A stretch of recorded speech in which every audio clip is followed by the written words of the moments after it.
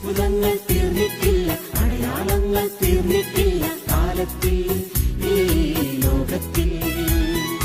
എൻ്റെ പേര് മുത്തമ്മാളാണ്, വീട് വള്ളിക്കോട്. പിന്നെ എനിക്ക് ഭക്ഷണമൊന്നും കഴിക്കാൻ പറ്റിയില്ല. 2 മാസം ഭയങ്കര ബുദ്ധിമുട്ടാണ്. ഇവിടെ വന്നാലും ബ്രെഡ് ഒന്നും കഴിക്കാനും പറ്റില്ല. എനിക്ക് എന്തോ ഒരു അലർജി പോലെ. അപ്പോൾ ഈശോയോട് ഞാൻ കുർബാനയിൽ സമർപ്പിച്ച് പ്രാർത്ഥിച്ചു. അപ്പോൾ ഈശോ പറഞ്ഞു അച്ഛൻ്റെ പ്രാർത്ഥിക്കണം. അപ്പോൾ അച്ഛൻ്റെ അടുത്ത് ഞാനും ഇങ്ങനെ പറഞ്ഞു ഭക്ഷണമൊന്നും കഴിക്കാൻ പറ്റില്ല അച്ഛാ, എന്താണ്?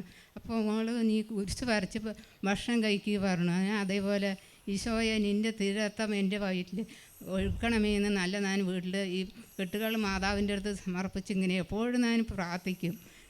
സമയത്തിൽ നടക്കുമ്പോഴും ഇരിക്കുമ്പോഴും എല്ലാം ഈശോൻ്റെ അടുത്ത് സമർപ്പിക്കും. ഈശോയെ എനിക്ക് കൃപ തരണമേ എന്ന് പ്രാർത്ഥിച്ചപ്പോൾ എനിക്ക് ഭക്ഷണം നല്ലപോലെ കഴിക്കാനും എല്ലാം ചെയ്യാൻ പറ്റി. ഈശോയ്ക്ക് മുടി കൊഴിച്ചിൽ മാറി, ശരീരത്തിൻ്റെ ക്ഷീണം മാറി.